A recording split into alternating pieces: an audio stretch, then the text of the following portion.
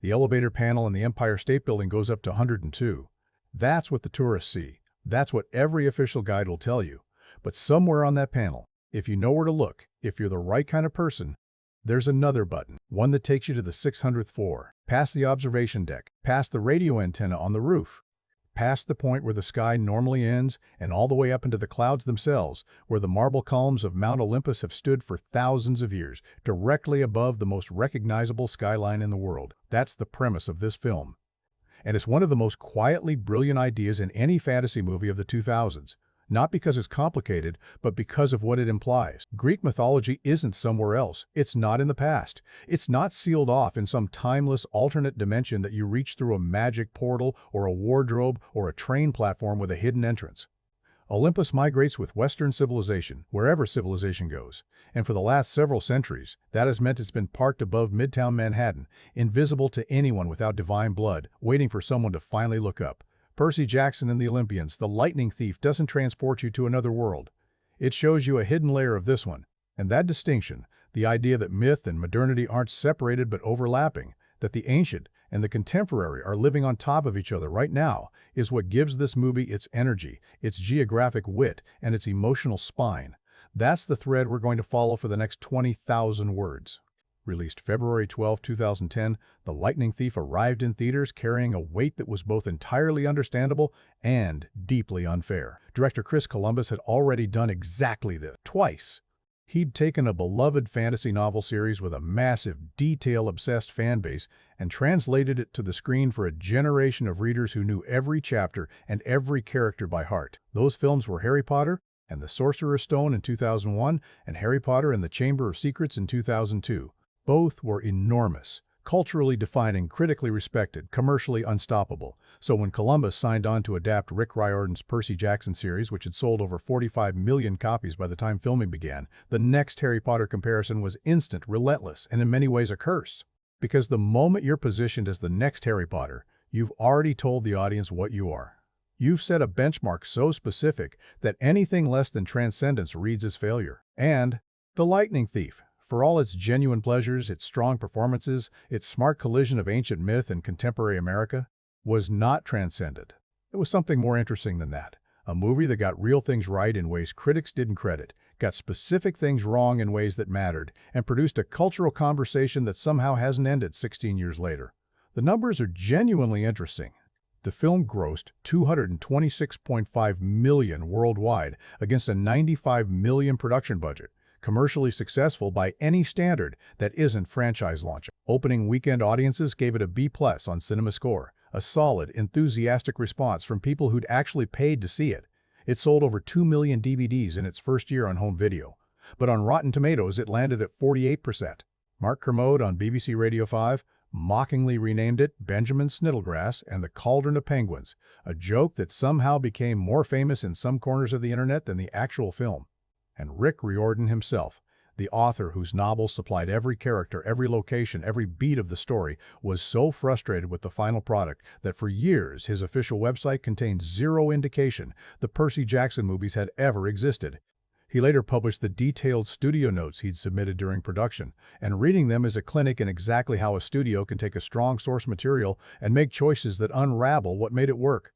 So, mixed to negative critical response, author publicly distancing himself, the Harry Potter comparison hanging over everything. And yet, people are still arguing about this movie in 2026. The 2023 Disney Plus series, made with Riordan directly involved and praised widely for correcting what the film got wrong, still couldn't escape the comparison. Every review mentioned Columbus's version. Every conversation about what the new show did right was also a conversation about what the 2010 film did differently. Whether that's fair is a separate question. But a movie you're still using as a reference point 16 years later clearly did something. The question is, what? To understand what it did, you have to start at the actual beginning of the story, not in a Hollywood development meeting, but in a bedroom in San Antonio, Texas, sometime around 2002. Rick Riordan was a middle school teacher. His son Haley had ADHD and dyslexia, and school was genuinely difficult for him in the specific way. It gets difficult when your brain works differently from how the system was designed. You're clearly intelligent, you're clearly engaged, but the standardized metrics don't line up with how you process things, and the institutional message, subtle, constant, cumulative, is that the difference is a problem. Riordan had been telling Haley Greek mythology bedtime stories for months. Perseus, Theseus, Hercules, Odysseus. One night he'd run out of myths he knew. His son's response was simple: make up a new one. So Riordan invented a character, a 12-year-old boy in New York City, ADHD. Dyslexic, bouncing between schools. No father, who turned out to be the son of a Greek god, and whose ADHD wasn't a disorder at all. It was battle reflexes hardwired into a half-blood body built to survive supernatural combat. And whose dyslexia wasn't a reading problem. It was a brain wired for ancient Greek, the true language of his divine heritage. The things the school system had labeled as deficit. The things teachers were probably telling Haley needed to be managed, compensated for, worked around. All of them. Gifts. Evidence of something extraordinary. That bedtime story became the Percy Jackson and the Olympians series, which ultimately sold over 69 million copies and never stopped. But what matters here, what's essential to understanding why the 2010 film works when it works and why it fails when it fails, is that the story was never conceived as a genre exercise. It was never a mythology adventure with emotional resonance attached. It was the emotional story first, and the mythology was the spectacular, thrilling, monster-filled form that story took. When the film honors that, it's genuinely powerful. When it forgets it, when it gets distracted by spectacle and sidesteps the emotional core, you feel the absence immediately. Now let's talk about the world itself. Because building a believable mythological universe inside contemporary America is significantly harder than the finished film makes it look, and Columbus deserves real credit for the craft involved. He understood something he demonstrated with the first two Potter films. Fantasy has to feel lived in before it can feel wondrous. The wonder lands harder when it grows out of something grounded and specific. That's why Diagon Alley and Hogwarts connect, not just because they're spectacular production designs, but because Columbus built them with the texture and logic of places you could actually inhabit, the weight of real objects in real spaces. He brings that same instinct to Camp Half-Blood, and it pays off. Camp Half-Blood doesn't look like a generic fantasy realm. It doesn't look like a movie castle or an enchanted forest or any of the usual fantasy shorthand. It looks like a real summer camp on the Long Island Sound. Cabins by a lake, archery ranges, kids playing outdoor sports. Except one of the sports involves riding winged horses, and the communal campfire burns in the colors of each divine house. The architecture is recognizable. The layout is familiarity is doing real work. It makes the magic feel earned rather than imposed. Director of photography, Stephen Goldblatt built a deliberate visual language to distinguish the film's three primary worlds. Camp Half-Blood runs in cool blues and deep greens. Poseidon's palette, the color of still water and open ocean. Olympus, when we finally reach it, blazes in gold and white, a divine brightness so intense it reads almost as blinding, like stepping into direct sunlight after a very long tunnel. The underworld, buried beneath Hollywood. And yes, we're absolutely going to come back to that specific geography, drowns in scorched reds and deep blacks, lit by hellfire that somehow illuminates nothing it touches, which is its own kind of visual poetry. You know where you are in this film by the color of the light on the actors' faces. That's not accident. That's deliberate visual storytelling, and it's one of the craft decisions that tends to get overlooked when people write the movie off as generic blockbuster product. The world operates on a concept Riordan calls the mist, a supernatural filter that prevents ordinary mortals from perceiving the mythological layer. A Fury looks like a substitute teacher. A satyr registers as a teenager with a physical disability. Camp Half-Blood appears to passing drivers as an unremarkable stretch of Long Island farmland. The extraordinary exists inside the ordinary, perfectly invisible to anyone without the right blood. And this has a specific resonance in an American context, because the lightning thief keeps making the same quiet argument through every location choice. America is a mythological country, whether it knows it or not. Medusa is in New Jersey, running a garden statue business. The underworld's entrance is in Hollywood, because naturally, the gateway to the land of the dead is underneath a city built on surface glamour and subsurface rot. The Lotus Hotel and Casino, a pleasure trap designed to make time disappear while you're not paying attention, is in Las Vegas. Olympus is above New York. Each of these isn't just a fun nod. It's a coherent argument.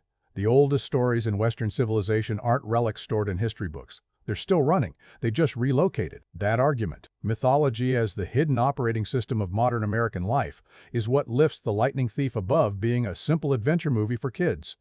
And it's the reason that, even with its real script problems, its significant departure from the source material, and the inevitable Potter comparison sitting on its chest, this is a film worth taking apart carefully. In 2010, Hollywood had been convinced. Reasonably, based on the evidence, that young adult fantasy was the most reliable investment in the game. Avatar had just rewritten box office history in December 2009.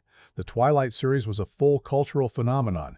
The final Harry Potter films were on the calendar. What the industry hadn't entirely figured out was why those stories connected. It wasn't the magic. It wasn't the spectacle, as extraordinary as some of it was. It was the emotional truth underneath. Harry Potter was about belonging and the weight of inherited identity. Twilight was about transformation and becoming. The books that reached young readers with that kind of intensity were reaching them because they took the interior confusion of adolescence. Who am I? Where do I fit? What does the world want from me? And gave it external, dramatic, spectacular form.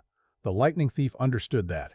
A kid who can't read, can't stay still, can't figure out why he doesn't fit anywhere, who discovers that his differences are divine, that the world has been wrong about him, that he is exactly who he was supposed to be all along. That's not a mythology story with a coming-of-age subplot. That's the coming-of-age story. The mythology is just the form it takes. Before Percy Jackson is a hero, he's a kid sitting at the bottom of a swimming pool.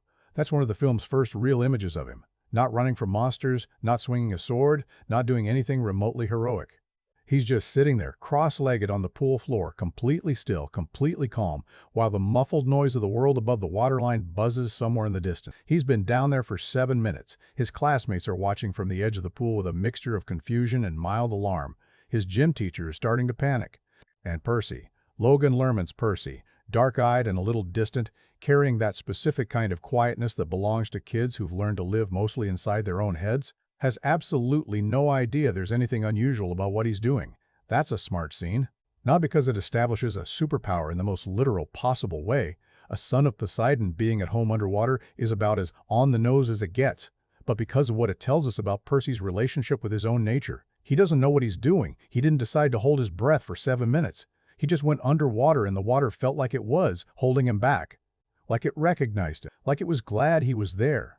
He doesn't have a framework for that experience. He just knows that the only time the world goes quiet and the noise stops and everything feels right is when he's in the water, and he doesn't know why. That's the emotional reality of the film's first act. Not ordinary kid discovers he's special. It's more specific than that, and more honest. A kid who has always felt different, without explanation or comfort, discovers that every single thing that made him feel wrong about himself has been pointing at something true. His stepfather, Gabe Ugliano, played with delightful, committed sleaziness by Joe Pantoliano, is exactly the kind of guy you root against immediately. Loud, self-absorbed, permanently parked in front of a poker game, addressing Percy with the specific dismissiveness of someone who resents existing near a child that isn't his. The casting choice matters here. Pantoliano played Ralph Cifaretto in The Sopranos, and he played Cypher in The Matrix. He has built an entire career out of portraying men who choose themselves over everyone around them at the worst possible moment. His Gabe doesn't need that much screen time because Pantoliano communicates everything about him in about 45 seconds of screen work. But then there's Sally Jackson. Catherine Keener plays Percy's mother, and she is, without any argument, the emotional anchor of this entire film. What Keener does in relatively limited screen time is remarkable. She makes you feel the full architecture of their relationship without ever stating it directly. There's a scene early in the film where Percy comes home and Sally is working in the kitchen, and they're just talking. Nothing dramatic is happening. They're just two people who genuinely love each other having an ordinary conversation. But in that ordinariness, Keener conveys years of sacrifice, of protecting something she can't fully explain, of living with a secret that costs her something every single day. The warmth is real. The worry underneath the warmth is just as real.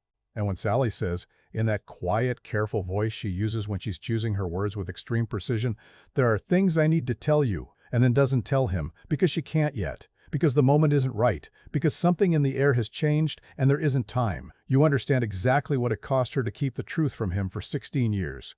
That relationship is what the entire first act is secretly building toward. Not the monsters, not the mythology. The mother and the son who love each other, and the impossible situation closing in around them both. Percy's class is there on a field trip, wandering through the Greek and Roman antiquities wing, surrounded by marble statues of the gods who, in this universe, are literally alive and accessible, though none of the students strolling past the exhibits have any idea. His Latin teacher, Mr. Brunner, who rides a wheelchair and has a particular interest in Percy, is there. His best friend Grover Underwood, who walks with crutches and has a habit of looking nervously over his shoulder, is there. And his substitute math teacher, Mrs. Dodds, is there, watching Percy with an attention that is several degrees too intense to be a teacher keeping an eye on a problem student. When Mrs. Dodds pulls Percy aside and asks him, with quiet menace, where the lightning bolt is, and then, when he clearly doesn't know what she's talking about, transforms. The sequence works because Columbus plays it from Percy's sensory perspective. Wings erupting from her back, a face that was human a second ago turning into something ancient and furious, with golden eyes that have never been kind. Percy stumbling backward. The marble floor of the museum, slick and wide and suddenly enormous. The sound design in this moment is worth noting. It drops almost to silence right as Mrs. Dodds transforms, which creates an audio jolt that makes the visual shock land harder. The fury is terrifying, not because the VFX is extraordinary. It's serviceable, adequate for 2010, but because the movie had spent 15 minutes making Percy's world feel real and recognizable, and now that real world is just broken open. Mr. Brunner throws Percy a pen. The pen uncaps into a bronze sword, Riptide, though the film never gives it that name, another of the book's beloved details that got quietly lost in adaptation, and Percy defends himself. Mrs. Dodds dissolves into golden dust, and then, in one of the film's more quietly unsettling moves, everyone acts like nothing happened. Mrs. Dodds? Who? There was no Mrs. Dodds. There's never been a Mrs. Dodds. The mist has already rewritten the memory of everyone who witnessed it. Percy is standing in the middle of a museum with a pen in his hand and no framework whatsoever for what he just experienced. That's a specific kind of horror. Not the monster, but the aftermath. Not the supernatural violence, but the way the world just smooths it over, like a surface of water closing above something that went under. Percy can't trust what he saw. He can't verify it against anyone else's experience. He has to carry it alone, which is exactly what he's been doing with every inexplicable thing that's ever happened to him. What follows is a compressed, efficient sequence of revelations that the script handles better than it sometimes gets credit for. Percy's mother pulls him out of school. She's been waiting for something, or dreading it, and her reaction to whatever changed in the air has the weight of a decision she's been rehearsing for years. Grover reveals himself, not a disabled teenager, but a satyr, a protector assigned to watch over Percy and get him somewhere safe before the forces gathering around him catch up. And the somewhere safe is a place called Camp Half-Blood, a training ground hidden on Long Island for the children of gods and mortals, which is what Percy is, though he still doesn't know whose child he is. The drive to camp is where the film's emotion peaks for the first time, and it peaks hard. The Minotaur finds them on the highway, not an abstract monster from a myth, an actual Minotaur, huge and fast and nothing like the marble decorations Percy was studying 48 hours ago in the museum. It attacks the car. It crashes into them with a weight and force that feels genuinely dangerous. And in the chaos, in the stumbling run through the trees toward the camp boundary, the Minotaur grabs Sally Jackson. She doesn't fall. She doesn't die. Not exactly, not in the permanent sense, though Percy doesn't know that yet. She's taken, pulled into whatever the Minotaur takes people to. And what Columbus captures in Percy's face in that moment, Logan Lerman going very still, going past panic into something quieter and more total, is the film's first genuine emotional gut punch. The thing Percy has been protecting in his head this whole time, the one relationship that has always been certain in a life full of uncertainty, is gone. Just gone. Taken by something ancient and inexplicable, because of something he is and can't yet understand. He tears the horn off the Minotaur. With his bare hands, rage does what confusion couldn't, and the creature dissolves. Percy collapses at the camp boundary and passes out. Camp Half-Blood on the other side of consciousness is the film doing its world-building most confidently. What had been abstract, gods, demigods, divine heritage, suddenly has a physical address, a community, a social structure. There are cabins for each Olympian house, each one marked by the insignia of a god. There's a training ground where kids Percy's age fight with real weapons and genuine stakes. There's an amphitheater. There's a lake with a canoe. You can paddle away from the dock and then spend the next 3 hours being unable to reach the shore because the magic of the place folds around you. It has the logic of a real location, which, as established in Segment 1, is exactly the register Chris Columbus builds worlds in. Pierce Brosnan plays Chiron, the immortal centaur trainer who has taught heroes for millennia, here disguised as the wheelchair, using Latin teacher. When he stands up out of that wheelchair and the horse body unfolds beneath him, it's a prosaic effect by contemporary standards, a practical effects, and digital hybrid that reads as slightly stiff. The revelation isn't really about the visual. It's about the fact that this man has been watching over Percy for years, has been preparing him, has been waiting for exactly this moment. There's a weight to that continuity, a sense of long patience finally arriving at its destination, that Brosnan sells with real grace. He was cast because he has authority without severity, a leading man energy that's never threatening. Chiron should feel like someone you'd follow, and Brosnan makes that effortless. The demigod society at Camp Half-Blood has its own class politics, and the film is smart to establish them quickly. The Ares cabin, big, aggressive, loud, runs the social hierarchy with the casual brutality of kids who've grown up knowing they were born for combat. The Athena cabin is insular and intellectual, its members carrying themselves with an earned superiority. And the unclaimed, kids who haven't yet been acknowledged by their divine parent, sleep in a communal cabin, that is, in every meaningful social sense, the outcast table in the cafeteria. Percy gets assigned there immediately. He doesn't know his father. His father hasn't claimed him. So, he exists outside the system, watched with curiosity by some and contempt by others, belonging fully to neither world, the mortal world he left or the divine one he hasn't been admitted to yet. That social reality hits Percy in the same place the dyslexia and the ADHD always did. You are different, and the system doesn't have a slot for you. The specific form of the exclusion changes. The feeling doesn't. Then the claiming happens. It happens at the campfire, mid-argument, before anyone is ready for it. Percy is standing in front of half the camp, and the light changes above his head, and everyone looks up, and there it is, a trident. Glowing blue-green, blazing with the light of deep water, rotating slowly in the air above Percy Jackson like a declaration or an accusation or both. The cabin of Poseidon, which has sat empty for decades, because Poseidon made a vow not to father children with mortals, a vow he apparently broke, is now occupied. The reaction in the crowd is not celebration. There's fear in it. Real fear. Because Poseidon is one of the big three. Zeus, Poseidon, Hades, the most powerful of the Olympians, whose children were deemed too dangerous to exist after World War II, which was, apparently, a war between the sons of the big three. Perseus Jackson, son of Poseidon. The thing that wasn't supposed to happen. The vow that got broken. It's a lot to absorb before you've even had breakfast. What follows is efficient and important. The exposition of the inciting crisis. Zeus's master lightning bolt, the most powerful weapon in existence, the symbol of divine authority, has been stolen. Zeus believes Percy took it. Percy, who didn't know he was a demigod 48 hours ago, is now the primary suspect in a divine political crisis that has all three major Olympians on the edge of war. He has until the summer solstice, a matter of weeks, to return the bolt or watch the gods tear each other, and the world, apart. His mother is still missing, held somewhere in the mythological ether by forces he doesn't yet understand. And he is 16 years old, newly arrived at a summer camp on Long Island where he has no friends, no training, no plan. The quest isn't assigned by heroism, it's assigned by necessity. Percy isn't going to find the lightning bolt because he wants adventure. He's going because his mother is gone. And getting her back means getting into the underworld, and getting into the underworld means following the only lead available. A suspicion that Hades, Lord of the Dead, is the real thief, and that if Percy can confront him and take back the bolt, he can bargain for his mother's return. That's not a grand, heroic motivation. It's a son trying to get his mom back. It's the smallest, most human thing in a story full of enormous mythological stakes, and it's the right motivation, because it keeps Percy grounded in what he is. Not yet a hero, just a scared kid with a borrowed sword and a reason to keep moving, even as the world around him keeps expanding into something larger and stranger and more dangerous than anything he was built to handle. He picks up two companions for the road. Annabeth Chase, daughter of Athena, who is competent and contained and has been at Camp Half-Blood long enough to know exactly how badly a quest like this can go wrong. And Grover, his satyr best friend, who has been protecting him in secret for years and now gets to do it openly, which seems to be a relief even as the danger multiplies. Three teenagers, one stolen thunderbolt. A road trip across America.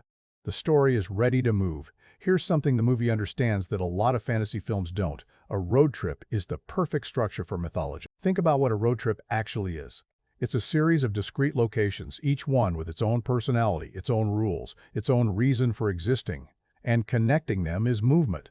The specific American feeling of the highway and the horizon and the next thing just over the hill. Every stop is self-contained. Every stop changes the people making the journey. And the journey itself, the motion between places, is where the real conversations happen, where the relationships develop, where the characters have space to figure out who they are to each other. The Odyssey. The original road trip, depending on your definition of road, is built on exactly this logic. You don't understand what happened in Ithaca until you understand every island that came before it. The Lightning Thief's quest structure inherits that logic and plants it on an American interstate. Percy, Annabeth, and Grover aren't wandering through an abstract fantasy landscape.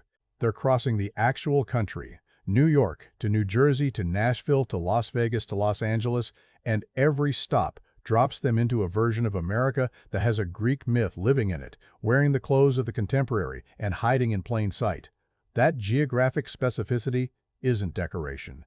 It's the film's central argument restated in physical terms. You have always been traveling through mythological territory. You just didn't have the right eyes to see it. What makes the road trip device work dramatically, beyond its structural efficiency, is what it does to the trio. Annabeth, Grover, and Percy don't know each other when they leave Camp Half-Blood. They have a list of locations from a map that Luke Castellan, son of Hermes, one of the camp's older and more respected demigods, gave them as a going-away gift, 3 pearls, hidden at 3 specific American landmarks, which will provide safe passage out of the underworld once they've found the bolt. Generous, thoughtful, completely correct on every factual detail. And we'll have a great deal more to say about Luke's generosity when we get to the betrayal.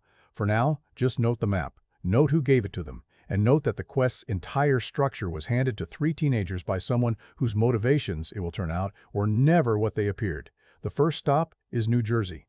Specifically, a roadside garden statue business called Auntie M's Garden Emporium, the kind of place you'd drive past on a state highway without a second glance. A lot full of marble statues, a faded sign, the vaguely unsettling stillness of a business that seems to have no customers. The statues are remarkable, though, detailed in a way garden statues usually aren't.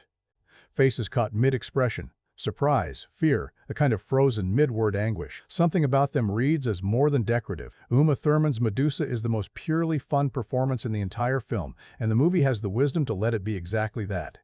Thurman plays her with a camp theatricality that walks a very precise line. She's funny, genuinely funny, with a delivery that has the timing of someone who's been doing this for a few thousand years and has developed a taste for the performance of the thing. When she tells Percy he's much more handsome than Perseus was, the original Perseus, the one who killed her the first time, there's a flirtatious confidence to it that acknowledges the absurdity of the situation without fully deflating the danger. Because the danger is real. The snakes in her hair are real. The statues in that garden are real people. Medusa is not harmless just because she's being entertaining about it. The resolution of the Medusa encounter is where the film makes one of its most visually clever choices. Percy can't look at her directly. He uses his iPhone as a mirror, which is exactly the kind of modern world meets ancient myth collision the film does best when it remembers to and navigates by her reflection on a 3.5-inch smartphone screen. It's a practical joke almost, a restatement of the Perseus myth in the most contemporary object imaginable. What the ancient hero did with a polished shield, the modern one does with a cell phone. The myth and the present moment rhyme with each other, and the rhyme is funny and sharp and earns its moment of comedy without undercutting the stakes. He takes the head, as you do. What happens with the head afterward? Mailed, in a cooler, to Olympus, with a note, is one of the film's more self-aware gags, and the reaction from the gods upon receiving it tells you something meaningful about how Olympus operates. Surprised, briefly embarrassed, moving on quickly. Not, notably, grateful. The gods in this universe are not reliable in their gratitude, and that pattern will matter. Nashville is where the film finds its biggest action set piece and delivers it with a confidence that the production's $95 million budget earns and uses well. The Parthenon replica. Nashville's full-scale reproduction of the Athenian Parthenon, which has stood in Centennial Park since 1897 and remains one of the most genuinely strange civic decisions in American architectural history, becomes the site of the film's Hydra fight, and the choice of location is not accidental. A replica of the most iconic Greek temple in the world, standing in the middle of a southern American city, housing a 42-foot statue of Athena, whose daughter is currently standing inside fighting a mythological creature. The layers of that image aren't subtle, but they're earned. The world keeps rhyming with itself, the ancient present and the contemporary in forms so obvious we've stopped seeing them. The Hydra itself is one of the film's stronger creature design achievements. It's rendered with the specific problem built into its mythology: cut off one head and 2 grow back, which means the conventional solution, hit it harder, actively makes the situation worse. The fight choreography is built around this constraint, and it gives the sequence a momentum that escalates logically rather than just visually. Every attempt that seems like progress doubles the problem. The heroes are running out of space, running out of options, running out of the confidence that doing something is better than doing nothing. Annabeth's moment comes here, not Percy's. Annabeth, who is a daughter of Athena, and therefore someone whose intelligence is quite literally her divine inheritance, is the one who identifies the solution: fire, to cauterize the neck stumps before they regenerate. Is her battlefield intelligence that saves them, applied in real time under genuine pressure, which is a different kind of heroism from the sword swinging that a lesser script would have given the male lead exclusively. The film's Annabeth gets credit for what she actually is, the smartest person in any room she's in, and the Nashville sequence is where that intelligence pays off most visibly. There's a character beat in the aftermath that tends to get skipped in summary but is worth holding on to.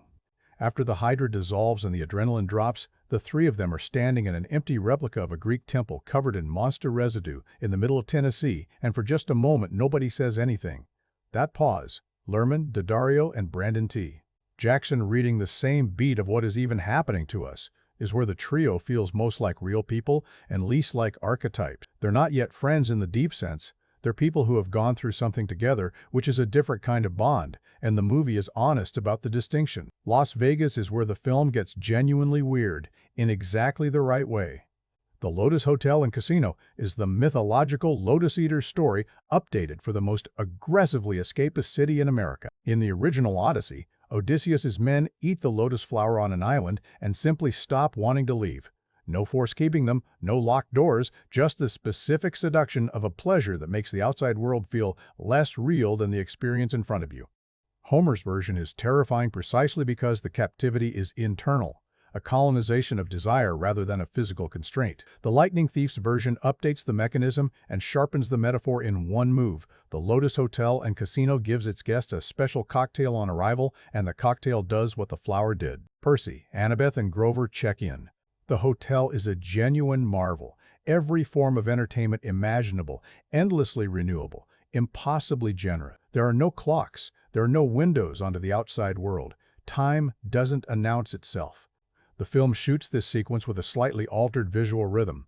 The editing softens, the transitions blur at their edges, the colors become warmer and slightly unreal, and you feel the disorientation before you consciously identify it. Something is wrong with the pace of things. Something is slightly too pleasant. The kids they encounter who have been there longest are the detail that lands hardest. One of them, when asked how long he's been at the hotel, says he checked in 1971. He doesn't know this. He's completely unbothered by it. He's been sitting in a casino in Las Vegas for nearly 40 years, and the thought has simply never troubled him. That's not a horror movie moment. The film plays it too lightly for that. But if you sit with it, it's genuinely unsettling.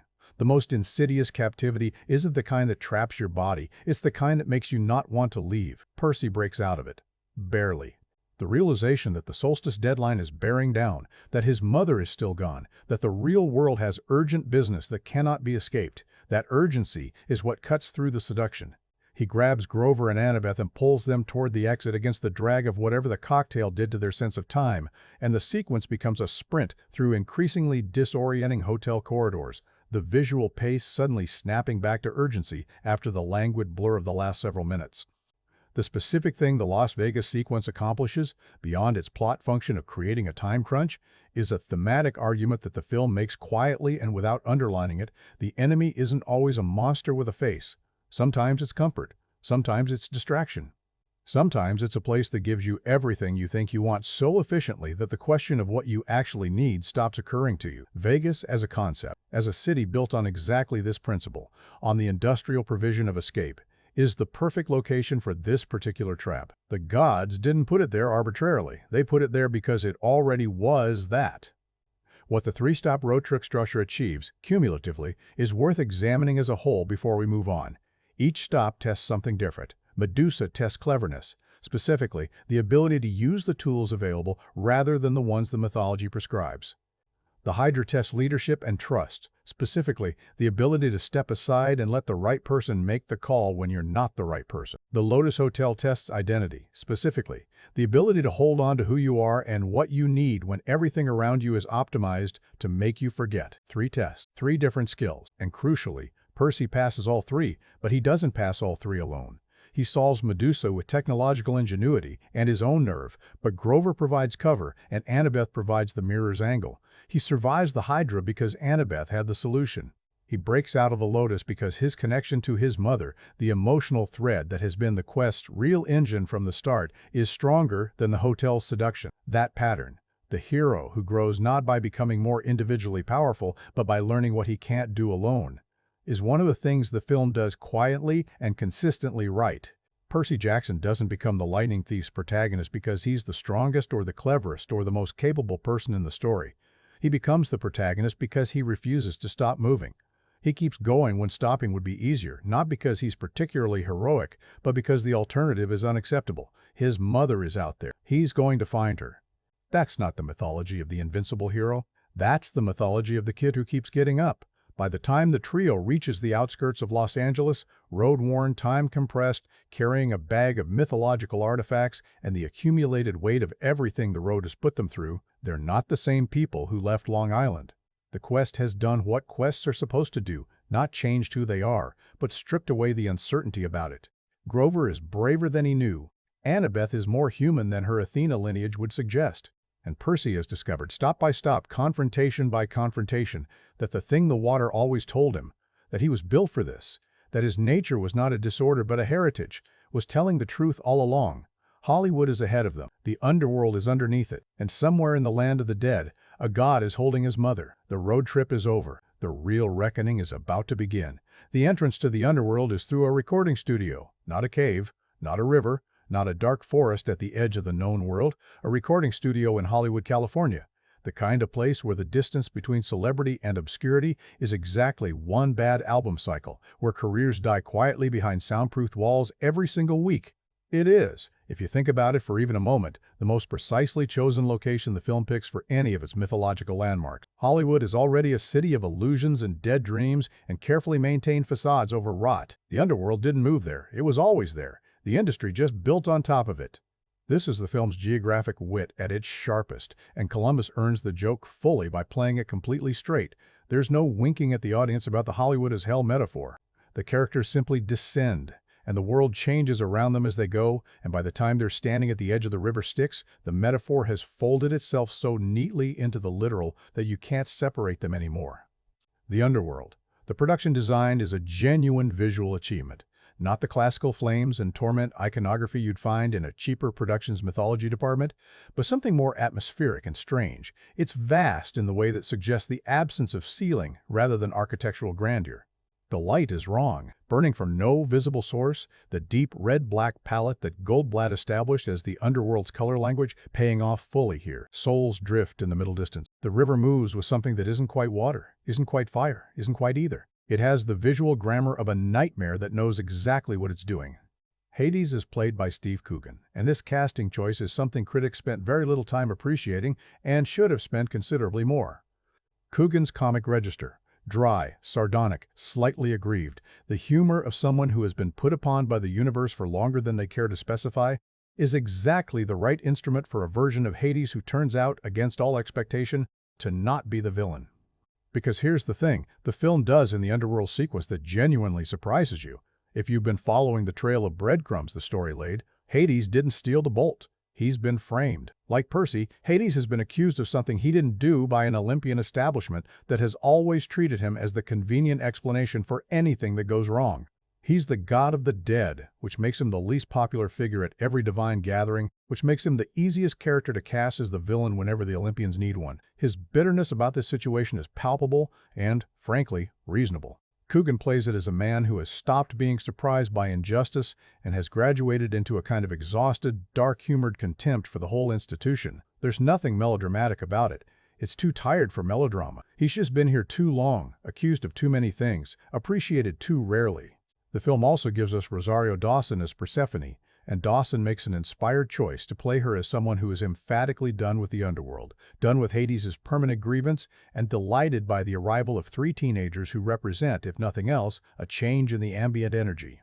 She becomes, unexpectedly, an ally, not out of heroism, but out of sheer boredom, induced goodwill. It's a funny, warm performance that lands the specific comic note of someone who would help you just because helping you is more interesting than what was happening before you arrived.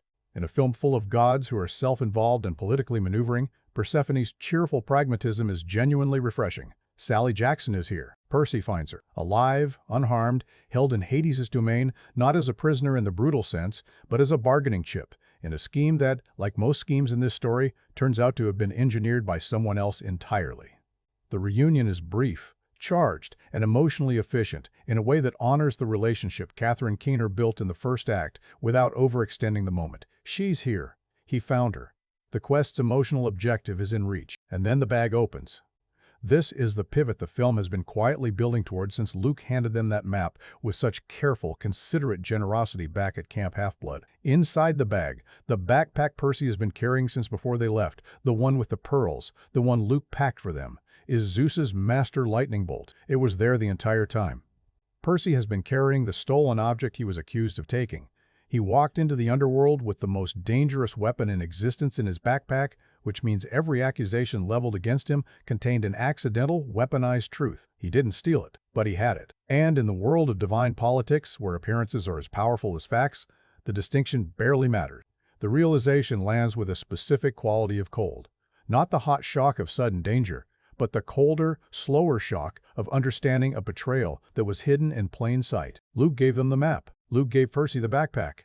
Luke, who had always been kind, always been welcoming, always seemed like the one older demigod at Camp Half-Blood who actually saw Percy as a peer rather than a newcomer to be measured. Luke did this deliberately. He set Percy up, used him as a carrier, a mule, a convenient scapegoat to move a stolen divine weapon past every checkpoint that would have stopped an adult. The film doesn't immediately show you Luke's full motivation here. That comes later, on a rooftop in New York, and it hits harder for having waited. For now, the bolt is in the bag. Hades is staring at it with the resigned fury of a man watching one more thing go wrong in a very long series of wrong things, and Percy has seconds to make a decision. The escape from the underworld uses the 3 pearls, and the film stages it with a compressed, almost breathless urgency that serves the pace well. 3 pearls for 4 people: Percy, Annabeth, Grover, and Sally. 4 people who need to get out. Basic math becomes an impossible problem. Percy makes the choice without deliberating. His mother takes the pearl that would have been his. She protests. He doesn't give her the option. It's not a grand heroic speech.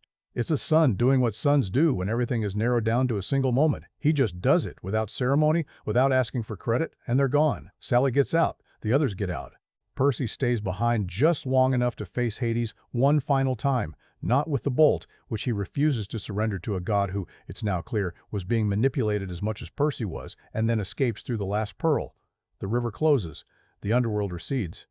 Back in Los Angeles, in the gray afternoon light of a city that had no idea what just happened beneath it, Percy holds Zeus's lightning bolt and has approximately 3 minutes to figure out what to do with it before the solstice expires and divine war begins. The bolt needs to go to Olympus, which means New York, which means Percy needs to fly, and as the son of Poseidon, waterborne ocean claimed, the son of the god whose domain is everything that flies above the water, he has a specific problem with anything airborne.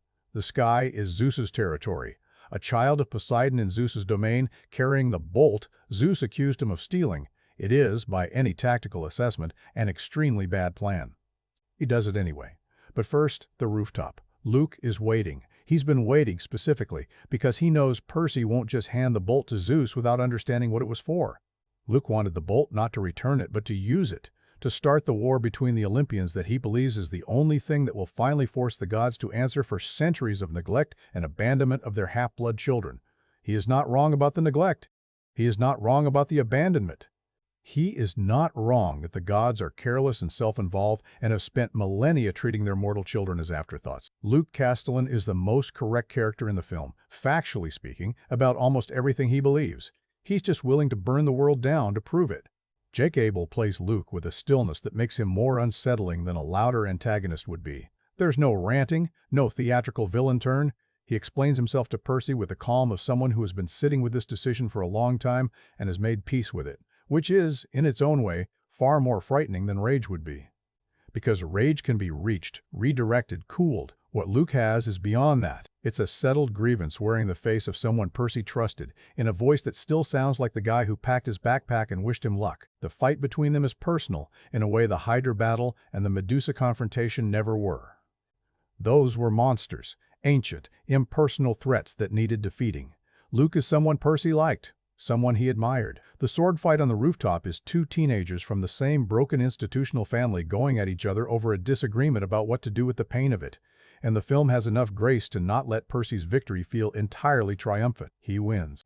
Luke falls into the water below, apparently defeated. The bolt is intact. The solstice comes and goes without divine war. But Luke survives. And Percy knows it, or suspects it, and the film's closing acknowledgement of that fact, the understanding that the fight isn't over, that Luke's argument wasn't answered just because his body lost, gives the resolution a texture that lifts it above simple victory. On Olympus, golden, blazing, impossibly high above the city that never knew it was there. Zeus and Poseidon meet Percy on opposite sides of a hall that could contain buildings. Sean Beans. Zeus is patrician, measured, the authority figure who is wrong and knows it and will not quite apologize for it. Kevin McKidd's Poseidon is something else entirely, a father who made a choice Percy didn't ask for. Standing in front of his son, he deliberately kept at arm's length, trying to find the words for a relationship they've never actually had.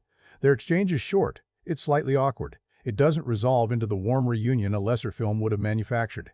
Percy asks why Poseidon didn't tell him. Poseidon says the less Percy knew, the safer he was. Percy doesn't accept this fully and doesn't pretend to, and that's the right response. Because the answer isn't good enough and both of them know it, and the film has the integrity to leave that knowing in the air between them rather than dissolving it in a hug. What Percy chooses at the end of all this is telling. Poseidon offers him a place on Olympus, a permanent seat in the divine realm, among the gods, at the table that has the real power. Percy turns it down. He wants to go back to his mother. Back to school, to the ordinary world, to the life that is unglamorous and complicated and interrupted by monsters, but his. The divine world, for all its gold and power, isn't home yet. Maybe it never will be. For now, he's 16, his mother is waiting, and he's made of something complicated, half mortal, half divine, fully himself, and that's enough to be getting on with. The Minotaur horn sits on his desk at the end, a trophy from the night the world changed. A reminder that the thing that felt most like catastrophe was the beginning of the only story that was ever really his.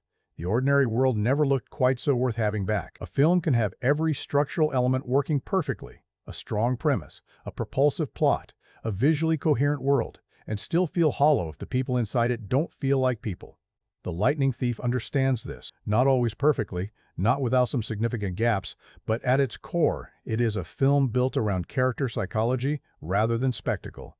The spectacle is real, and the spectacle is fun. But what you remember, what the people who saw this movie at 10 years old and still talk about it at 26 remember, isn't the Hydra, it's the character. Their specific mannerisms, their specific wounds, the way certain performances carved out something real inside a story full of mythology and monsters. Let's take them apart. Percy Jackson. That age adjustment, one of the more debated adaptation choices, changes the emotional texture of Percy's arc in ways that cut both directions. At 16, Percy reads as an angsty, slightly withdrawn teenager rather than an overwhelmed middle schooler, which makes him a less radical figure from a representation standpoint. Most fantasy heroes are teenagers by the time they get their call to adventure, but a more dramatically accessible one for the film's tone. The story Columbus is telling isn't a children's film. It's a PG-rated adventure with genuine peril and a villain whose motivation contains real moral weight. A 16-year-old protagonist fits that register in a way a 12-year-old, however faithfully rendered, might not. What Luhrmann brings to the role is something very specific and very difficult to manufacture, a quality of genuine inwardness. Percy Jackson, as Luhrmann plays him, is not performing reluctance or performing confusion. He actually seems like someone who has been carrying something heavy for a long time and doesn't know what it is. Watch his eyes in the early scenes, at school, in the pool, at dinner with Sally, while Gade makes noise in the background. There's a watchfulness there that isn't suspicious exactly, more like someone who has learned to monitor their environment constantly for signals they can't quite read. He's waiting for an explanation that hasn't come. He doesn't know what question to ask. He just knows the answer is somewhere. That quality, interior, observant, running slightly behind the situation's explicit demands, makes Luhrmann's Percy genuinely compelling in a way that a more conventionally heroic energy would not. When he fights, there's surprise in it. He's not a trained warrior discovering his technique. He's a person with reflexes he didn't ask for, and a body that does things before his conscious mind catches up. The gap between his uncertainty and his capability is where his character lives, and Luhrmann holds that gap with real skill throughout. His arc follows a clear trajectory from the film's first frame to its last, from not knowing what he is, to knowing what he is but not knowing what to do with it, to discovering that what he does with it is a choice, and making that choice toward the people he loves rather than the power on offer. That final turn, when he declines Poseidon's invitation to Olympus to go back to his mother, is the culmination of an arc that was never about becoming powerful. It was always about becoming clear, about understanding himself well enough to know what he actually wants, independent of what the mythology wants from him. The specific performance choice Luhrmann makes in the rooftop confrontation with Luke deserves its own moment. He doesn't play Percy's realization of the betrayal as rage. He plays it as grief, which is the correct read. Luke was someone Percy admired, and that admiration hasn't vanished just because the object of it turned out to be something else. Lerman lets you see Percy absorbing the knowledge, adjusting to it, filing it in the part of him that already knew the world was full of things that didn't match their appearance, and then deciding, quietly, that he's going to fight anyway, not because he's certain he's right, because the alternative is a world where Luke's cynicism is the last word, and Percy isn't ready to live in that world yet. That's not the Greek hero's certainty. That's something more honest, more contemporary, and more meaningful. A teenager holding on to hope. Not because hope is logical, but because the cost of abandoning it is too high. What the film does consistently well with Percy is something that gets undervalued in analyses that focus on plot mechanics. It never lets him stop being fundamentally decent. He could have used the lightning bolt for leverage. He could have bargained with Hades rather than helping free his mother unconditionally. He could have accepted Poseidon's offer and taken the power that was being handed to him. At every single one of these decision points, Percy chooses the human thing over the strategic thing. Not because he's naive. He understands the stakes clearly by the third act, but because his moral compass was calibrated before the mythology arrived, in a small apartment in New York with a mother who loved him without condition, and it doesn't stop working just because the world got larger and stranger. The water is the consistent metaphor for his identity throughout. Every time Percy interacts with water, the pool at school, a fountain he idly touches at camp, the ocean spray in the background of the beach scene, the underworld's river, something in him settles. Not dramatically, not with fanfare, just settles. The way you relax slightly when you walk into a room where you belong. Lerman communicates this through micro-expressions and body language rather than dialogue, and it's one of the subtler achievements in a performance that contains several of them. Annabeth Chase, when competence is the character. Alexandra Daddario plays Annabeth Chase, and the film's version of this character is both one of its genuine successes and one of its most significant departures from Riordan's conception. Book.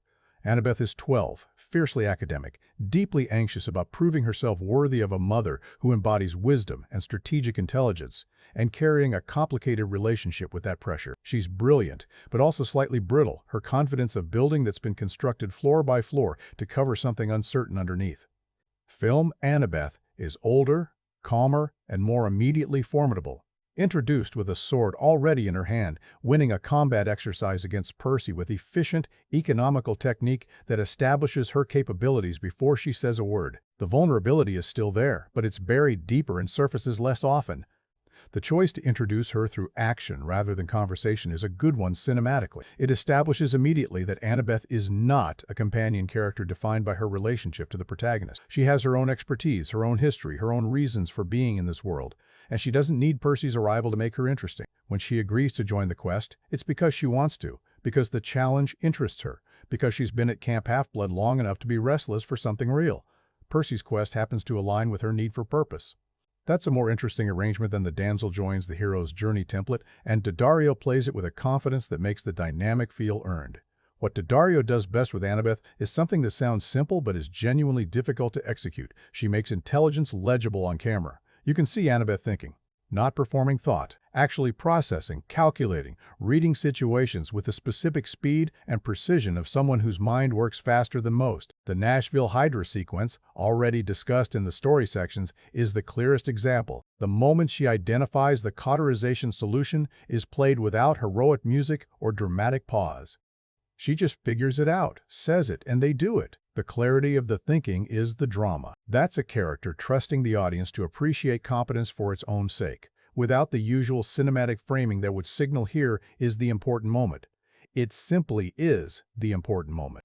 Her relationship with Percy develops along a line that the film keeps refreshingly ambiguous for most of its runtime. There's chemistry, clearly, but the film doesn't rush to resolve it into romantic territory, which is the right call for a first installment story that has other emotional priorities.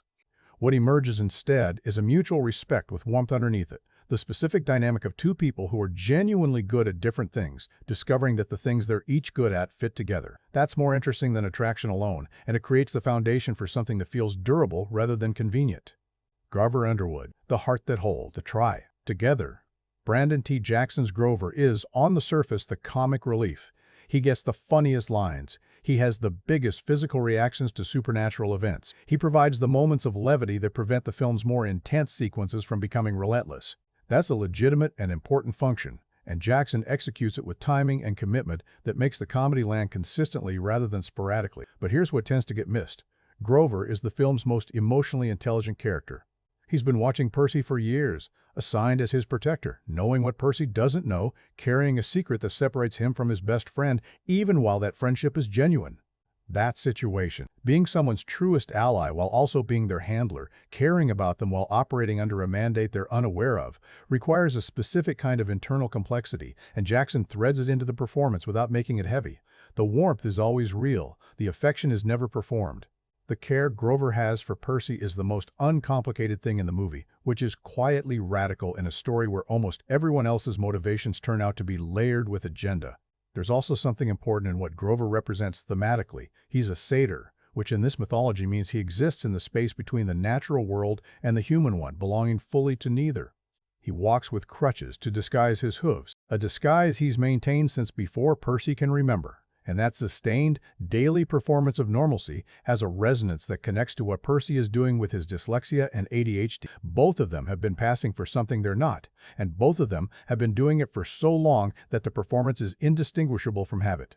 When the disguise drops, when the goat legs emerge and the crutches are discarded and Grover gets to be fully what he is, Jackson plays it with a relief that is tiny and genuine and completely earned.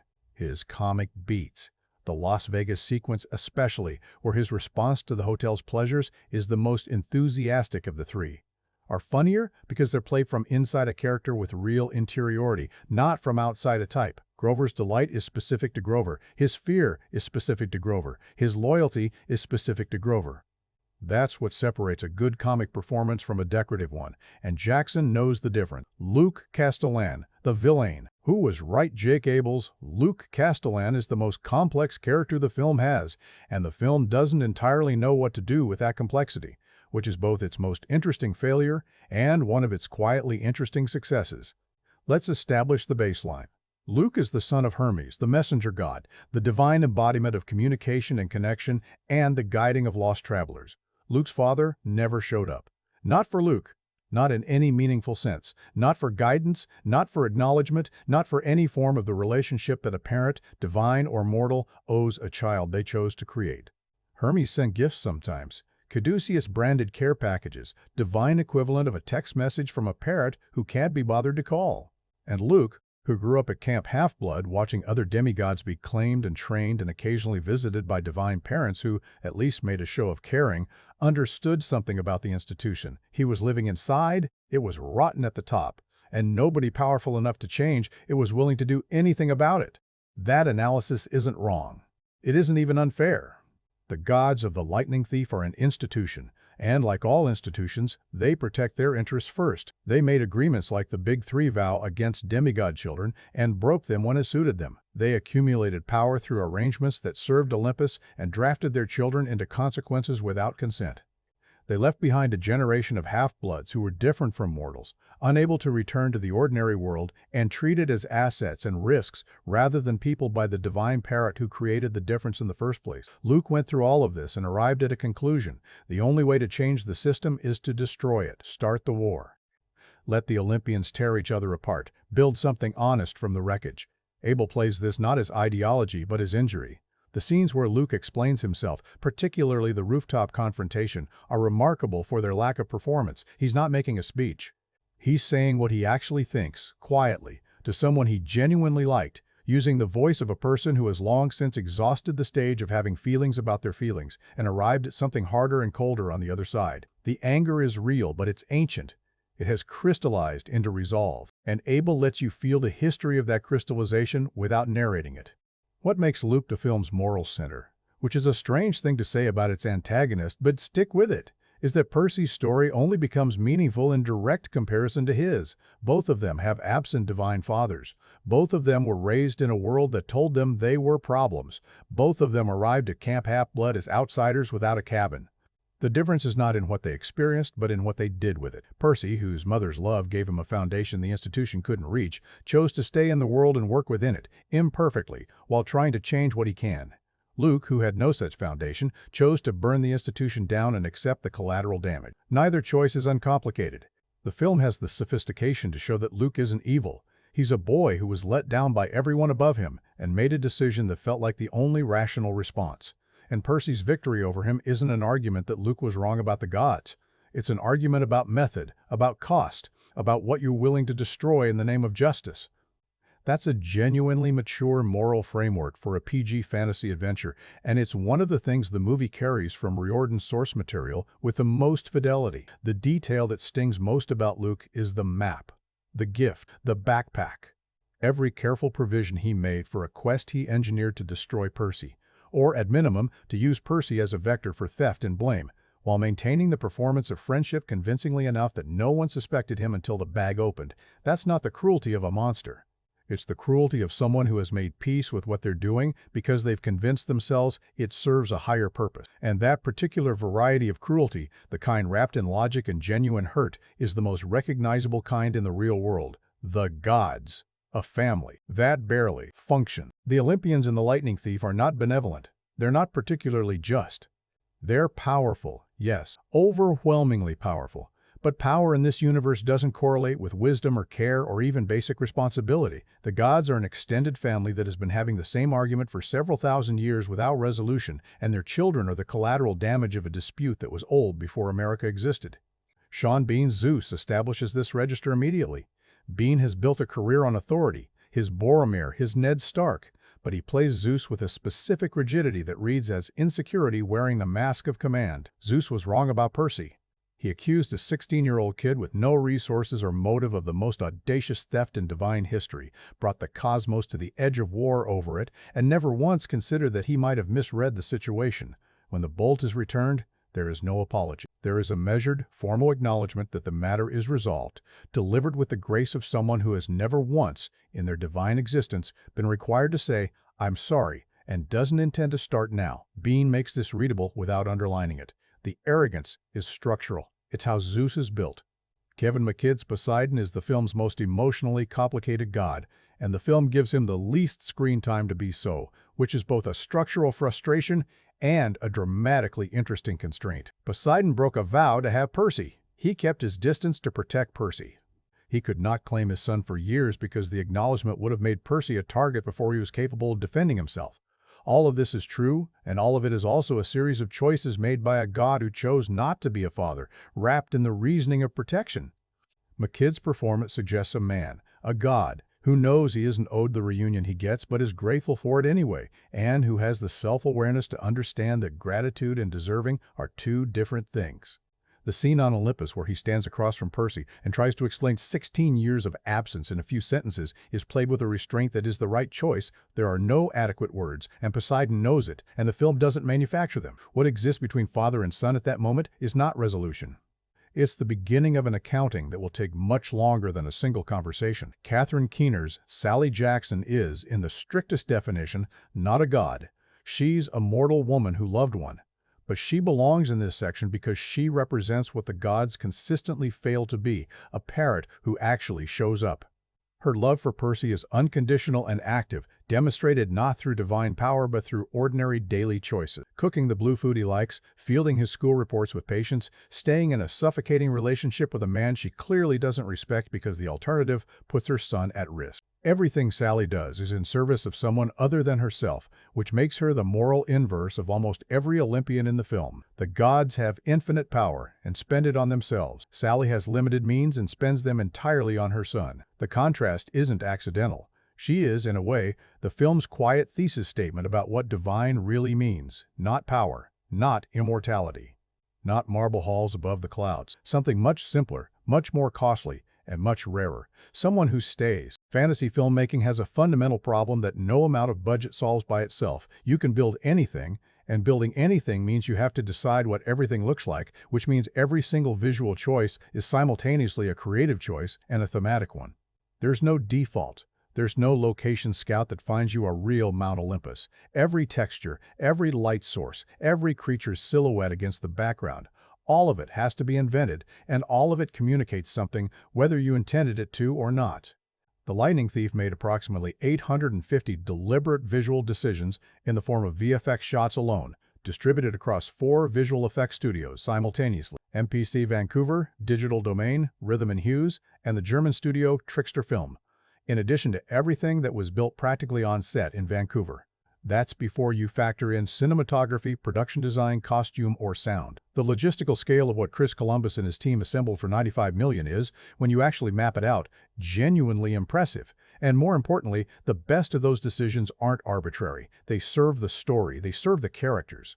They build the world in ways that reinforce what the script is trying to say, which is the only standard that matters. Let's get into specifics. The camera. Why 35mm? In a digital age. In 2010, digital cinematography was not just available, it was becoming the industry standard.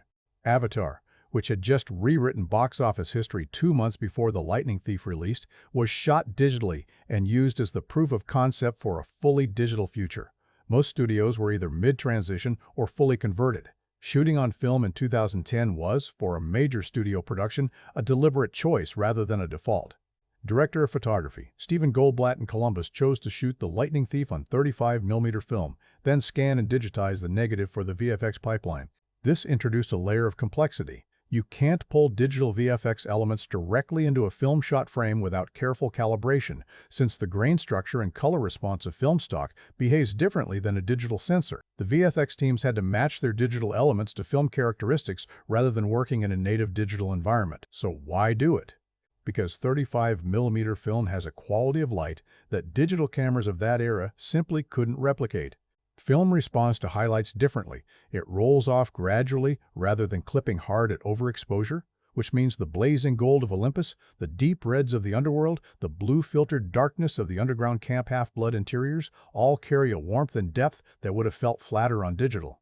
The practical locations. Actual Canadian forests standing in for Long Island, real architectural spaces standing in for the Nashville Parthenon and the New Jersey highways, photographed with a textural richness on film that roots them in physical reality.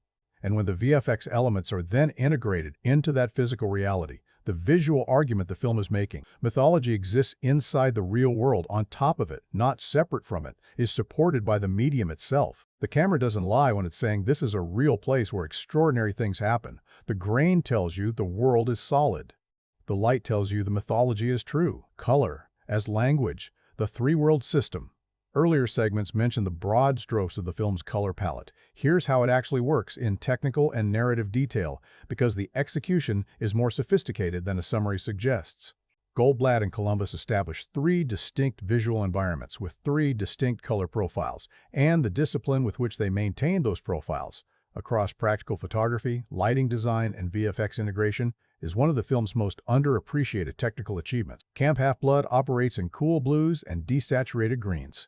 The color of the Long Island Sound, the color of still water at noon or deep water at dusk, Percy's color, Poseidon's color. The lighting on the camp's interiors is diffuse and naturalistic, the kind of light that comes through tree canopy or reflects off a lake surface. Nothing is blown out, nothing is dramatic. It's the color of a world that's hidden but not threatening, where the extraordinary has been normalized into something that feels like summer. The cabin interiors are lit practically, with warm but muted sources. Even the campfire, which burns in divine colors, is photographed in a way that keeps it felt rather than spectacularized. The camp doesn't announce itself as magical. It is magical, the way home is magical, by being comfortable in its own reality. Olympus is the film's most visually aggressive environment, and deliberately so. The color key is gold and white, not the warm gold of firelight, but a cooler, more metallic gold, the color of divine authority rather than human warmth.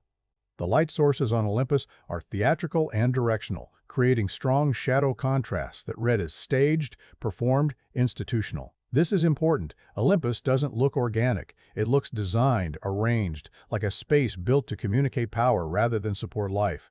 The production design, marble columns, impossible scale, architecture that is never needed to accommodate anything human, reinforces this.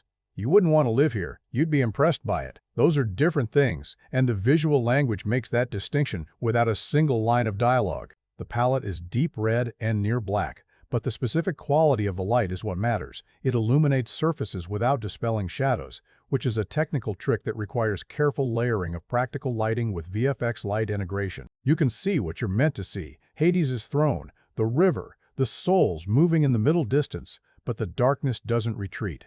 It stays present, right at the edges of everything, as if the light is localized and the dark is the default condition rather than the absence of something. MPC pushed their fire simulations to sub-millimeter voxel resolution for the underworld sequences specifically because the fire needed to look wrong, too dense, too slow, with a thickness that real fire doesn't have.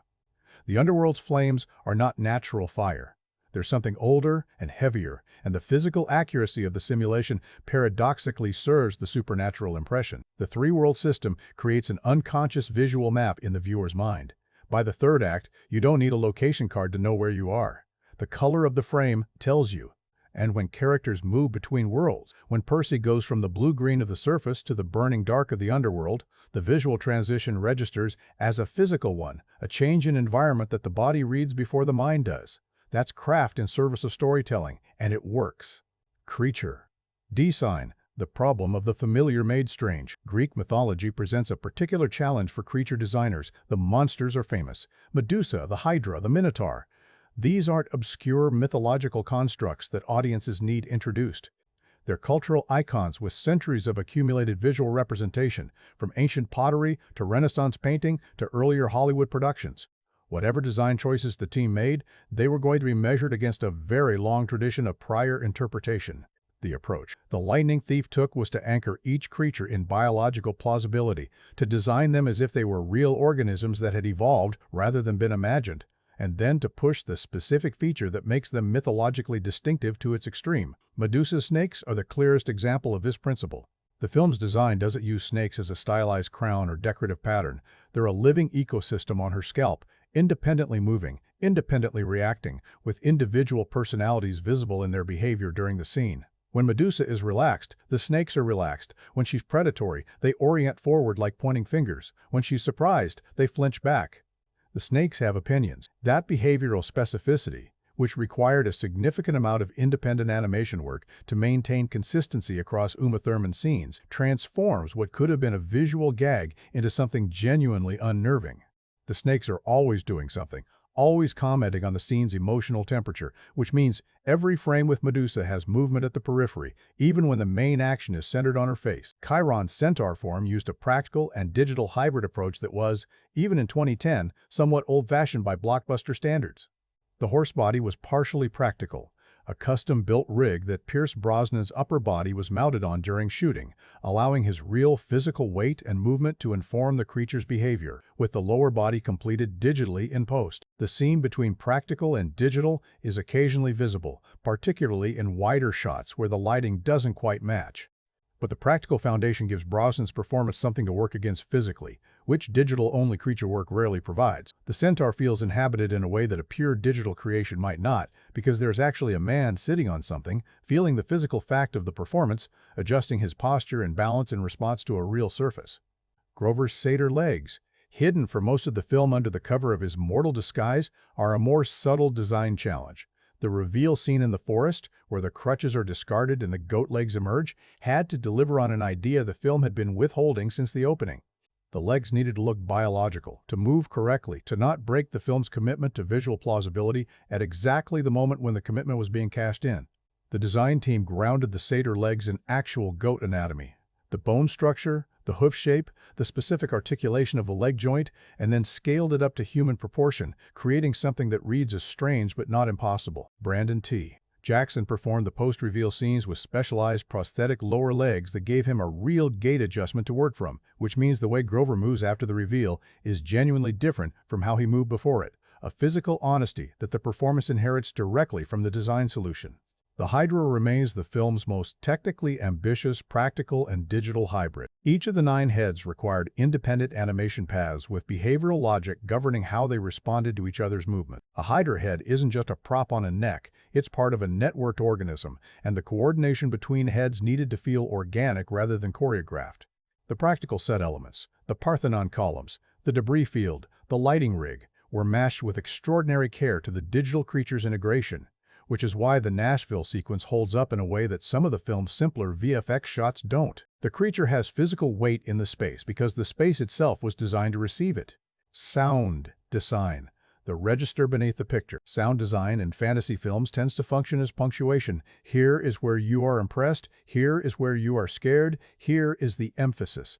The Lightning Thief does some of this. The Fury transformation in the museum uses an audio drop to amplify the visual shock, which was mentioned in context during the story analysis. But the more interesting work happens in the contrast between the three worlds, which the sound team maintained with the same discipline as the color team.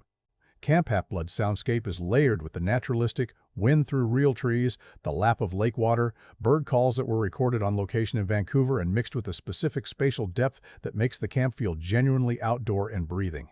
Even the indoor camp spaces retain this naturalistic layer underneath the dialogue and score, which gives the environment a sense of being embedded in something larger than itself.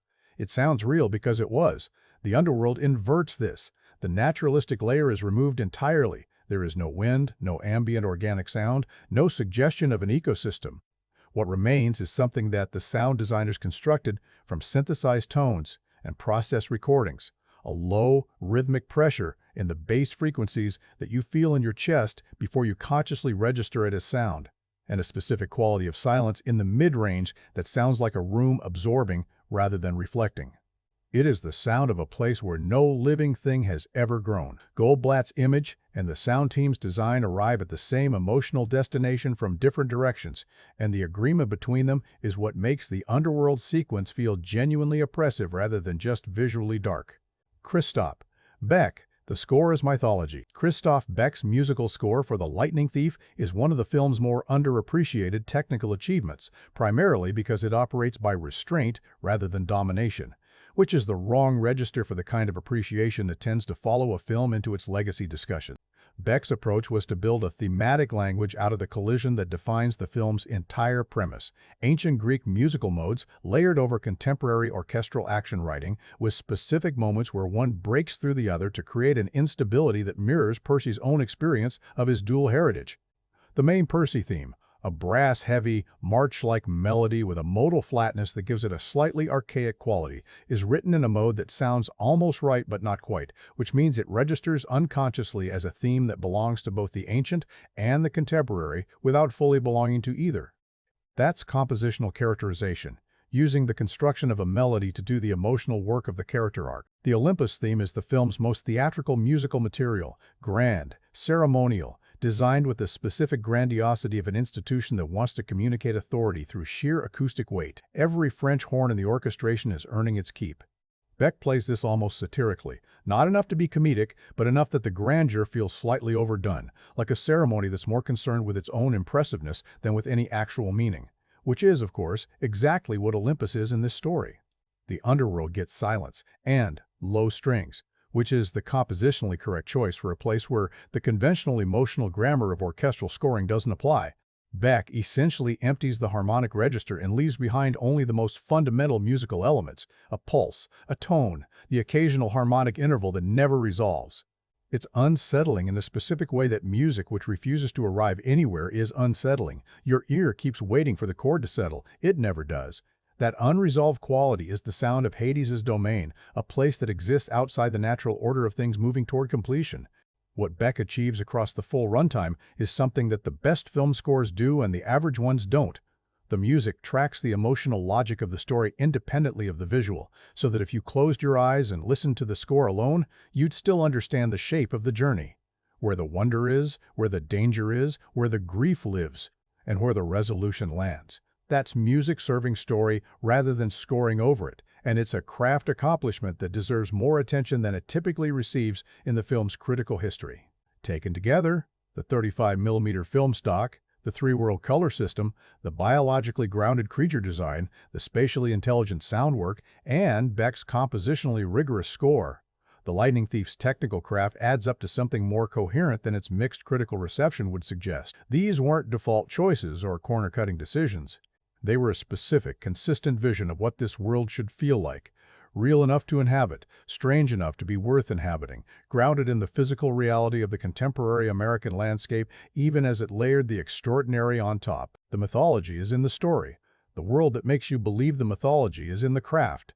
And the craft, at its best, earns the belief. There's a version of this analysis that stops at the surface. Greek gods in New York, monsters on American highways, a teenager with a sword. Fun, well-executed, culturally literate entertainment? That's a legitimate reading. It's also the reading that explains why some critics walked out of the theater in 2010 and filed 48% reviews. They saw the surface and concluded there wasn't much underneath it. There is. You just have to know where to look, which, given that the film is literally about a hidden mythological layer underneath the visible world, feels like the appropriate condition for finding it. The Lightning Thief is a film about four things, and they braid together so tightly that separating them requires the kind of slow attention the theatrical experience doesn't always invite. They are the crisis of identity that precedes self-knowledge, the political act of reframing difference as gift, the institutional failure of power to discharge its obligations to those it creates, and the American mythology of reinvention, the idea that the past doesn't have to determine who you become, even when the past is literally divine and 3,000 years old. None of these themes announce themselves with music stings or on-the-nose dialogue. They operate through accumulation, through the specific choices the film makes across 2 hours of story, and together they make The Lightning Thief considerably more interesting than its reputation currently credits. The identity? Crisis beneath the adventure. Every hero's journey is structurally an identity story. The protagonist doesn't know who they are at the beginning and does at the end. But the interesting question isn't whether a story follows this arc. It's what specific form the identity crisis takes, because the specific form determines what the story is actually saying about human experience. Percy's crisis isn't generic. It's not the fantasy staple of the orphan who turns out to be royalty, though it superficially resembles that template. The distinction is in what's causing the crisis. Percy Jackson doesn't feel uncertain about his identity because no one has told him who his father is. He feels uncertain because the world has given him a specific, repeated message about who he is. A message delivered through institutional channels, through report cards and teacher conferences and test scores, and the accumulated weight of other people's impatience with the way his mind works. And that message is, you are inadequate. You are a problem. The gap between how you function and how you're supposed to function is your defining characteristic. That's not the vague displacement of the classic foundling story. It's a precise description of what it feels like to move through educational systems that weren't designed for you. The inadequacy is documented. It has a diagnosis attached. It has a paper trail. And the paper trail follows you everywhere, shaping how teachers approach you before they've learned anything about who you actually are, conditioning the expectations of every institution you enter before you've had a chance to demonstrate what you can do. What the film does with this, and what Riordan's original concept did with it first, is propose a radical inversion. Every single data point in that paper trail is evidence of something real, but the interpretation of the data is catastrophically wrong. The difficulty with linear text isn't a reading disability, it's a brain optimized for a different script. The inability to sit still and focus on a single task for extended periods isn't a deficit in executive function. It's a nervous system calibrated for environmental threat assessment, for the rapid switching of attention that keeps you alive when the environment is actively trying to kill you. The same traits that make Percy a struggling student make him a formidable combatant. The difference isn't in Percy. It's in the context that's being used to evaluate him. This is not a metaphor. Riordan built it as a specific, intentional message to children with ADHD and dyslexia who were sitting in classrooms being told, in the language of institutional patience exhaustion, that they needed to be fixed. The message the film delivers is, you are not broken. You are built for a different world than the one that's currently measuring you. And when that world arrives, and it will arrive, you will be ready for it in ways the people who wrote your report cards cannot imagine. The radicalism of this in the context of mainstream fantasy film cannot be overstated. The year was 2010. The decade of prestige disability representation in popular cinema was still ahead. The default narrative for difference in mainstream storytelling was either cure arc, the protagonist overcomes their condition through effort and love, or tragedy arc, the condition defines and ultimately defeats them. The Lightning Thief proposes a third option. The condition is a feature, not a bug, and the real problem was always the context demanding conformity, not the person failing to conform. That's a political statement wearing adventure clothing, and it lands in the bones of every kid who ever sat in a classroom being told they needed to try harder at something that wasn't the problem. The absent father, as institutional critique. The absent father theme in The Lightning Thief is typically read as a family drama. Percy missing a paternal relationship, Poseidon's choices examined in personal terms, the emotional cost of a god who keeps his distance. That reading is correct as far as it goes. But it stops before the theme's actual destination, which is institutional rather than personal. Consider the pattern. Percy's father is absent. Luke's father is absent. And Luke, who is older and has processed this absence longer, has arrived at a bitterness that Percy hasn't yet reached. The campers in the unclaimed cabin, the demigods whose divine parents have not officially acknowledged them, represent an entire population of children raised by an institution that made promises it didn't keep. Poseidon made a vow not to have children, then had one. Zeus made the same vow and has evidently broken it at least once, given Thalia's existence in Riordan's larger mythology.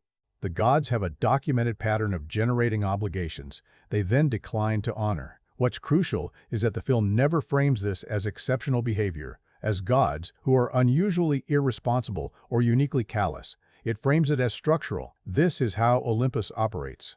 The children of gods are a byproduct of divine desire, acknowledged or not based on divine convenience, trained in a camp that serves Olympus's interests as much as it serves the children's development, and ultimately deployed in the service of divine political conflicts they didn't create and weren't consulted about. Percy's quest to retrieve Zeus's bolt is not. However, Percy experiences it, primarily about his agency. From the institutional perspective, a demigod is a useful instrument for resolving a problem that gods cannot solve directly because of the political constraints between them. Percy is valuable to Olympus right now because he can go places gods can't go without escalating the conflict. Luke understands this completely.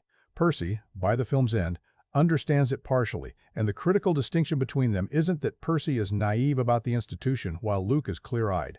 It's that Percy is choosing, with full awareness of the institution's failures, to remain engaged with it rather than burn it down. Not because he trusts the institution, but because he trusts the specific human relationships inside it, which are not reducible to the institution that contains them. Grover's loyalty to Percy is not Olympus's loyalty to Percy. Sally's love for Percy is not Poseidon's love for Percy. The film is making a distinction between institutional failure and individual human connection, and it's insisting, through Percy's final choice to return to the world rather than accept divine elevation, that the individual connections are worth more. That's a politically mature argument for a PG adventure film aimed at teenagers. It doesn't resolve the institutional critique. Luke isn't wrong, and Percy doesn't pretend he is. It says something different, that refusing to participate is also a form of abandonment, and that the answer to institutions that fail their people isn't always to leave them, but sometimes to stay and be different inside them. The American mythology of reinvention. The decision to set the lightning thief's mythology inside contemporary America, rather than abstractly in some European or Mediterranean landscape, isn't just creative wit. It's a thematic argument that the film makes consistently and which rewards the attention. America is, culturally and self-narratively, a country built on the premise that origin doesn't determine destination, that who your parents were and where you came from is not the ceiling on who you can become. This is, of course, both the country's defining aspiration and its most persistent lie. The systems that gatekeep opportunity have always made the reinvention narrative available to some people and structurally unavailable to others, along lines that have rarely been accidental. The Greek gods, in Riordan's conception, migrate with Western civilization wherever it establishes its center of power. They've been in Greece, in Rome, in Europe, and for the last 2 centuries, they've been in America, sitting on top of the most aspirational skyline in the most aspirational country, theoretically accessible to anyone who knows about the 600th floor. What they represent in this context isn't just ancient power. They represent the inherited advantages that travel with civilization, the structures of authority and privilege that follow the money and the influence and the center of gravity, and that brand themselves as meritocracy while remaining fundamentally dynastic.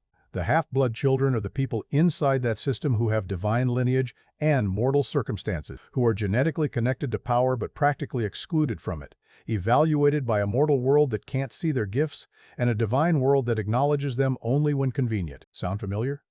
The parallels to the specific American experience of people who are theoretically citizens of a democracy but practically excluded from its promises are not subtle, and Riordan did not make them by accident. Percy's story, the outsider with unmeasured gifts, misjudged by every institution he encounters, finding his power in a context that finally matches what he can actually do, is the American reinvention narrative told from the perspective of everyone who was supposed to be failed by that narrative, which turns out to be a lot of people. The Lotus Hotel in Las Vegas as the mythological trap. The pleasure machine that dissolves your sense of time and purpose is the sharpest of these cultural observations. Las Vegas exists in the real world as the industrialized provision of the specific escape fantasy that America has always sold. You can arrive with nothing and leave with everything. Time doesn't work the way it does elsewhere. The normal rules are suspended. That the mythological version of this trap is located, there is an argument that the city itself is already the trap. that the American dream version of the lotus flower is a real and operational system that has been keeping people sedated for considerably longer than they realize. The kid who checked in 1971 isn't just a horror comedy gag. He's a figure of genuine cultural pathos, a person who arrived somewhere that promised him everything he wanted and discovered several decades too late that what he wanted was not the same thing as what he needed. Mythology. A as a mirror. What ancient stories see in U.S. Greek mythology was not invented as entertainment. It was invented as explanation, as the cosmological, moral, and psychological framework through which a culture understood its own behavior, its own fears, its own contradictions. The gods are not ideals. They are exaggerations, magnified versions of human impulses and human failures, given divine scale so that their consequences become impossible to ignore. Zeus's paranoid jealousy of his power, Poseidon's pride and negligence, Hades' resentment of everyone who gets to live in the light. These aren't character flaws in the soap opera sense. They're psychological archetypes, patterns of behavior that ancient cultures recognized in themselves and stored in mythological form for future reference. What the lightning thief proposes, and what makes it more than a mythology remix, is that those patterns are still running, that the gods are still here, not as metaphors but as structural presences, because the human dynamics they represent have never stopped operating. The paranoid authority figure who misidentifies the real threat and punishes the wrong person is Zeus. The parent who loves their child in theory but cannot show up in practice is Poseidon. The person who has been blamed for everything long enough to start believing that destruction is the only honest response is Hades. And also, in a different register, Luke, the myths are mirrors. That's what they were built to be. The lightning thief has the intelligence to hold them up at the right angle and let the contemporary world see itself in the reflection. Flawed, recognizable, full of the same ancient failures wearing fresh clothes. The gods haven't changed because the people they were invented to describe haven't changed either. And a 12-year-old or a 16-year-old in 2010, sitting in a classroom with a diagnosis on their record and an absent father in a world that keeps telling them they're the problem, watching Percy Jackson discover that the problem was never him. That child is not watching mythology. They're watching their own life explained back to them in the form it deserves. Enormous, ancient, meaningful, and absolutely worth fighting for. The myths were always for them. It just took the right retelling to make that clear.